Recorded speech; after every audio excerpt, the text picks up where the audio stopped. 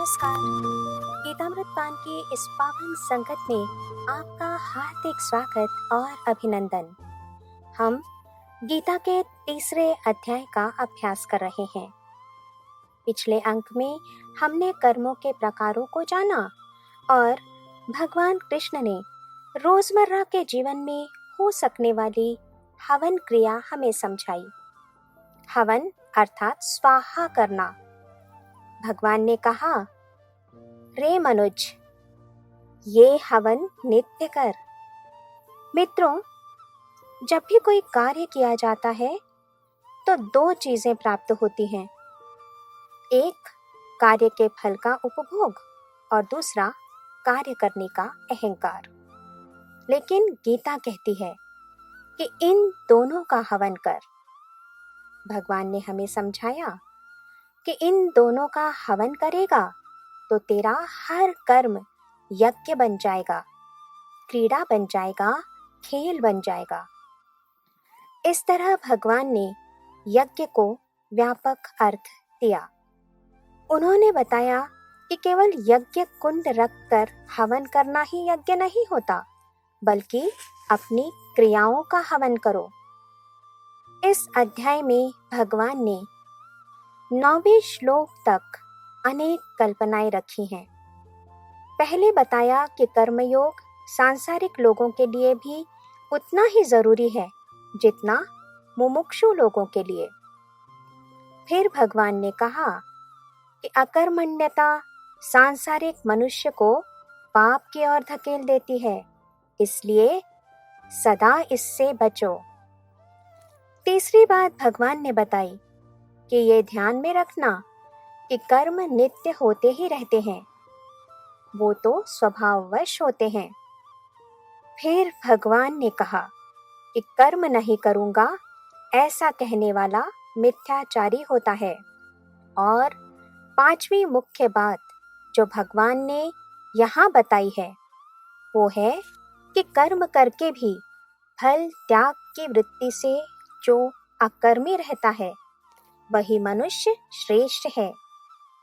भगवान अर्जुन से स्पष्ट कहते हैं कि कर्म करूं या ना करूं, ये बात तेरे हाथ में नहीं है।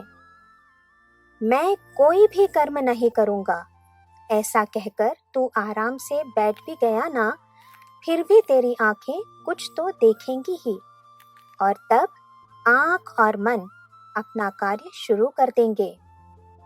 उनमें या तो स्वीकार होगा या धिक्कार होगा अथवा तिरस्कार ही होगा। कोई बात तेरे मन को दुखमय लगेगी तो कोई उत्तम या फिर कोई क्षुद्र ही लगेगी। इसलिए कहता हूं अर्जुन कि जब कर्म होना ही है तो उसे सदा सुजाग होकर करना, क्योंकि कोई भी इच्छा रखकर किया हुआ हर सकाम कर्म बंधन कारक होता है और बिना किसी इच्छा के किया हुआ निष्काम कर्म परोपकार होता है। एक और बात कि हर कार्य यदि कृतज्ञता बुद्धि से किया जाए तो वही श्रेष्ठ कर्म होता है। ये विचार 9वें श्लोक से 16वें श्लोक तक भगवान ने रखे हैं। यथार्थात् कर्मणोऽन्यत्र लोकोऽयं कर्म बंधनः तदर्थं कर्म कौन्तेय मुक्त संगः समाचरः। कि अर्जुन, कर्मों के बंधन से यदि तुझे बचना है तो कृतज्ञता बुद्धि से कर्म कर। यहाँ शास्त्री जी ने एक महत्वपूर्ण बात बताई है कि जन्म होते ही पहले शरीर, फिर कुटुंब, फिर जाति और फिर संस्कृति, इन चारों की जिम्मेदारी ईश्वर ने हम पर डाली है। इसलिए कर्म तो हमें करना ही चाहिए। शरीर और कुटुंब की जिम्मेदारी तो हमें समझ में आती है, लेकिन इससे आगे की बात को स्पष्ट करने के लिए शास्त्री जी ने माता का उदाहरण दिया है कि जब मनुष्य का जन्म होता है उस समय उसका शरीर शक्तिहीन होता है। तब उसे जो बड़ा करती है उसे माता कहते हैं। माता किस प्रेरणा से बच्चे को बड़ा करती है? उसे उसके हाल पर छोड़ क्यों नहीं देती? क्योंकि उसके मूल में एक विशिष्ट प्रकार की संस्कृति है। अनादि काल से एक विशिष्ट प्रकार का वात्सल्य संभाला गया है।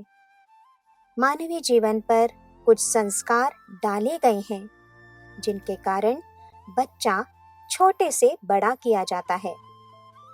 कहने का अर्थ ये है कि मानवीय रक्त में कुछ भावनाएं भिनी हुई हैं जो मनुष्य को मनुष्य बनाती हैं। तो जिस संस्कृति ने हमें छोटे से बड़ा किया, वो संस्कृति सदा रहनी चाहिए।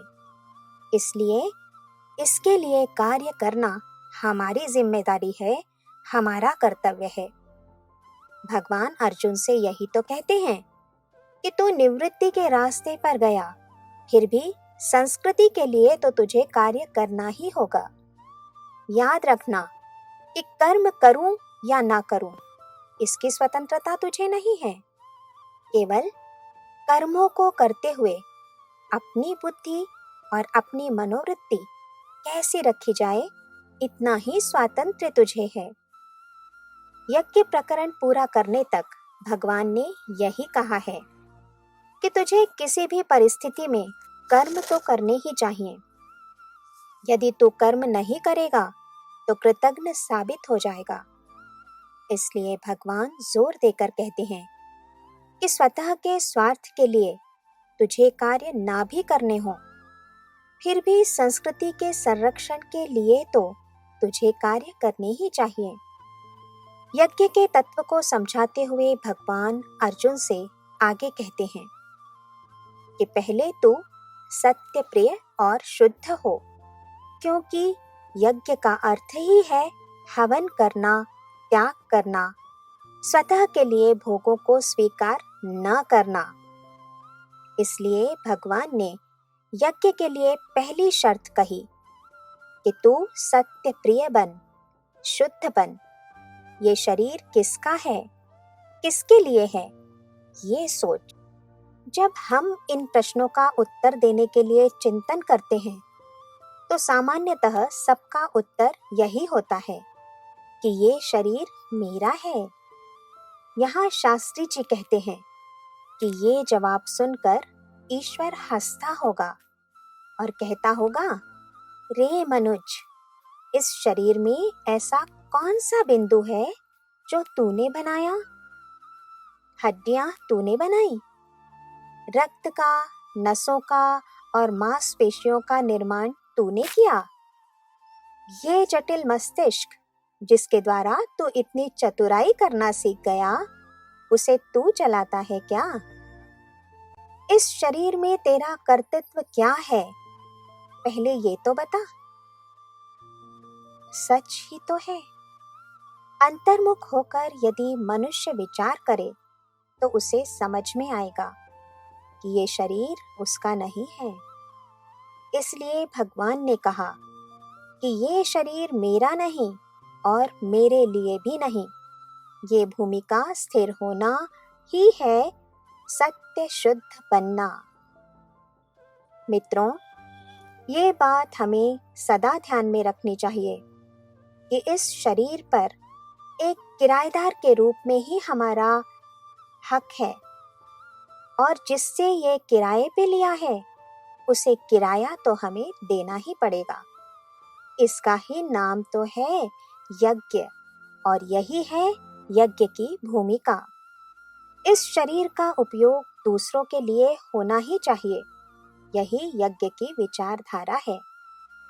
शास्त्री जी यहाँ एक और तथ्य बताते हैं कि मैं सब कुछ अच्छी तरह सुनता हूँ, कारण एक कर्णेंद्रिय शक्ति अंदर मौजूद है।